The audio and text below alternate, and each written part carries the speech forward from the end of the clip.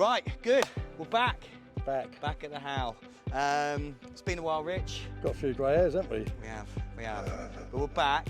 And I thought what we'd do today, we're just going to do a quick video, just a quick update. The Western Garden is at the bit now where kitchens are coming, roads are coming in, and we almost need a filler. The next ones we'll do is essentially people moving in, isn't it, in terms of... Well, interior shots when they're all done. So I thought what we'd do is we'd almost kind of bridge that gap, because the last time we came, there was, well, we didn't even go in the A's last time, so they've changed dramatically. So we'll focus on the A's. I know they're sold.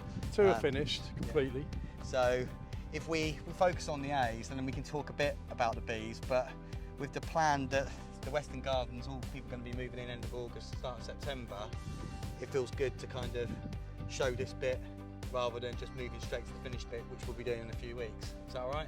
To be or not to be? To be. Let's go.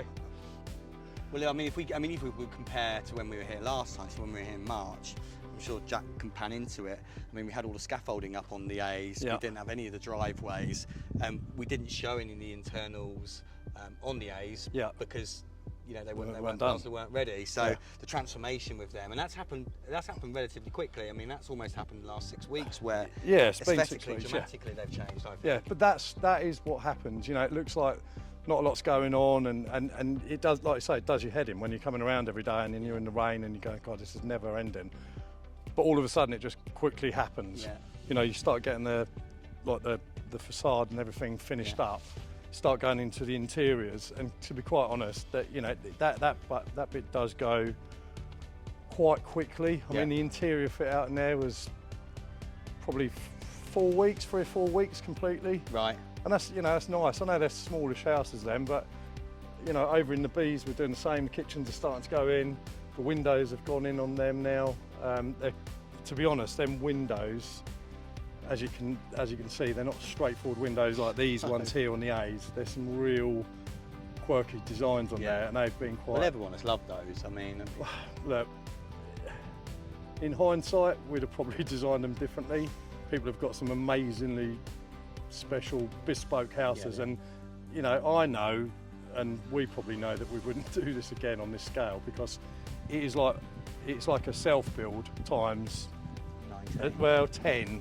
These ones are quite straightforward. Right. But the 10, the B's and the C's, that is they are more suited to a one-off, buy a piece of land, put a nice quirky house on it. But it's challenging.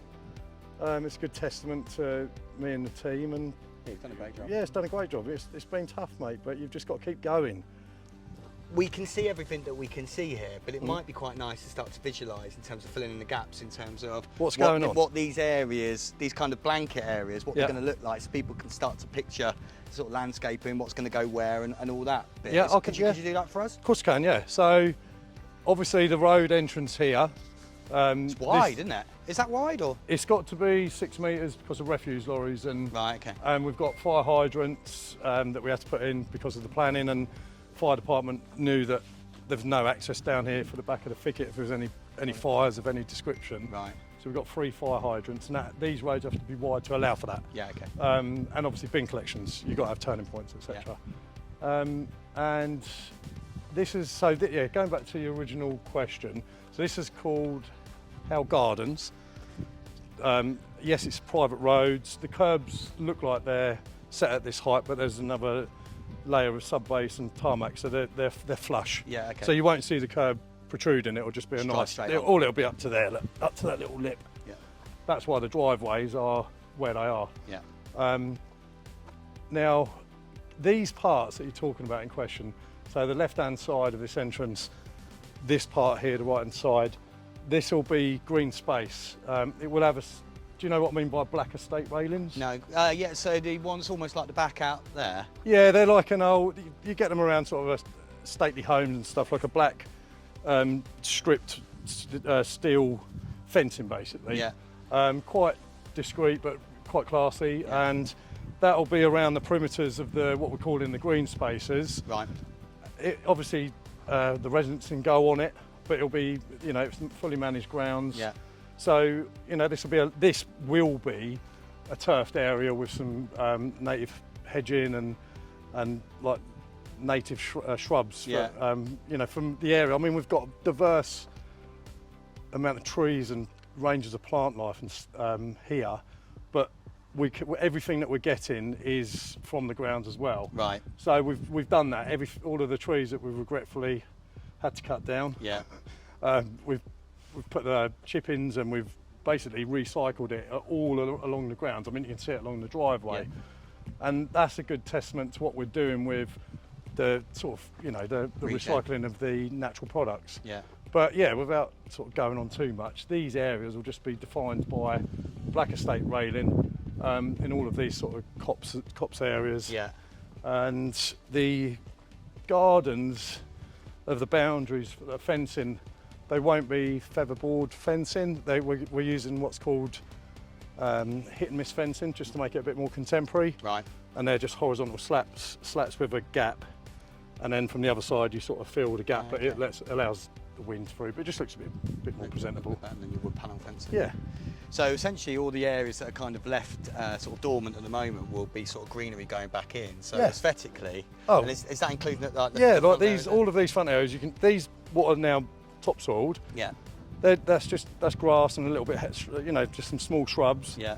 The contrast with the green, you know, it's always been the idea when we worked with the CGI guys and when we worked through with the planners, the landscaping consultants.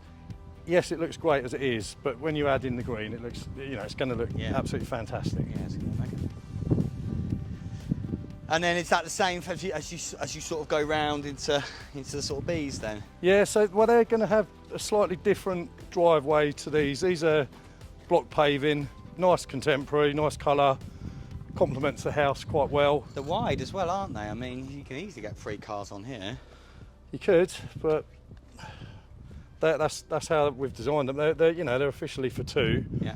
It just, you know, we just wanted to make it feel nice and vast and open, not feel so contained and have many boundaries as such. You know, for people walking out from, say, them houses, you don't want to see everything claustrophobic. Yeah. You know, this bit here is essentially the footpath for all these residents in these houses, but we've blended it in with the car parking just so it doesn't feel so that part's here, that part's there. Yeah. And then so the entrance to the driveways on the bees, they're going to be resin bond. Right. Which is, you know, for people who don't know, it's expensive, but it's... What's the difference? What, in cost? In terms of look, in terms of feel? In terms of feel, basically it's a very small gravel with like a resin bond, which I'm sure people will definitely know when they see it. Yeah. But it just looks like a nice pressed gravel, but it's kept together with resin. And what that does, so you've got no chipping up of little pebbles and stuff, and it's really nice just to drive on. But aesthetically, it just looks good. Yeah. You know, it just gives that little wow factor, and it differentiates the houses here from there. Yeah. We wouldn't want to put the same driveways as with respect to the smaller houses. We wouldn't want to replicate the driveways there to the houses over here. Yeah. Just gives them a little bit more of that panache. And these bits around here then, because the space is quite vast, isn't it, from out here? So again, in terms of landscaping and all that malarkey, what's this going to kind of look like, or much the same? Well, same principle. I mean, we've got like a little gravel footpath that goes up past the substation there. You've probably never noticed it. We've done it quite a nice, discreet green substation, which obviously does the power for the development. Yeah. And we just thought actually it would be nice to just have a nice little walk through, going across the public green area here. Yeah. And just accessing the drive by foot, which has always been our ethos. We're trying our best not to promote too much of driving in and then driving out to the shops. That's why we've done the different, all the footpaths. They're for that exact reason. Yeah. And all of the, to be honest, like I say, all of the landscaping, the paths and roads, we want it to be something that people can go out on: scooters, electric scooters, bicycles, etc. Yeah, okay. So not too rural is essentially what we're trying to do within. Yeah. Okay. And so that's, I mean, you can see for yourself, and I'm sure when as the drone's been up a number of times as it has, you can see how much green space there is. So we haven't overdeveloped. There's 17 acres in total here. Possibly, I think about 10 of it developable. Yeah. You know, a national house builder would rub their hands at that. Yeah. But we wanted to keep the segregation, wanted to keep the space and the beauty of the grounds of the listed building. We've done a good job. Yeah. You know, I don't mind saying. I know we have, and the design's been fantastic. And the buyers now of the houses have, you know, reciprocated that and give us a massive pat on the back, which is lovely, you know. And you know better than I do, we're quite untouchable in the market with it. We're really achieving the figures that we said that we would. Yeah. And that's a great testament to us, all the guys that have worked here, yourselves, and you know, and everything, everyone that's been on the journey. It shows that, you know, it solidifies the fact that we knew what on the back of a postcard what it was going to be like, and doing the number crunching, and it's coming through to fruition. It's a fantastic feeling. So, yeah. Well, I mean, the fact that they're all sold off plan, they had a schedule. Is just you know, given the market conditions generally, is unprecedented. So, huge pat on the back. Yeah, great. So, right, let's get in one.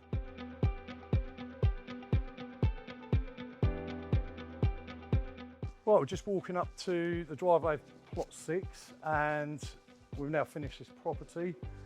What you might notice, first thing, is we've got a Zappi car charger. These aren't just by fluke that we've used Zappi car chargers.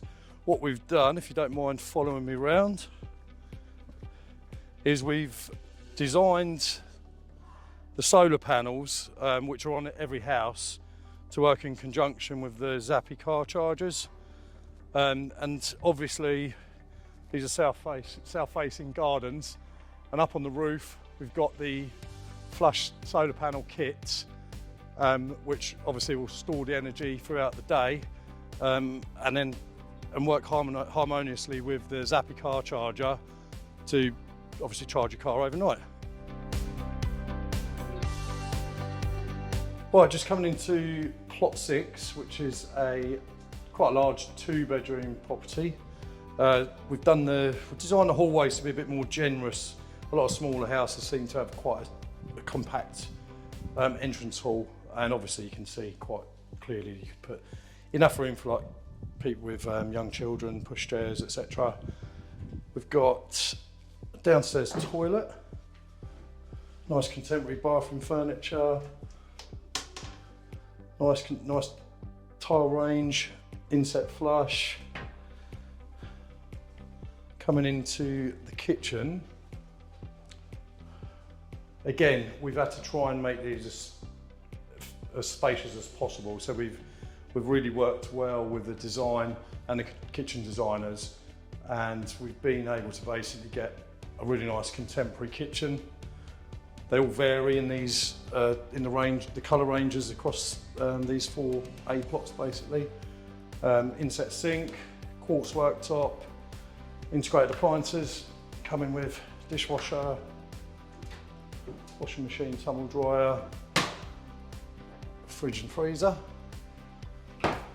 which we think is actually a nice little touch for, again, a house with not so much room, especially for storage. Certainly hasn't got the room for a utility room. This area here clearly sits comfortably a 4-seater table and chairs.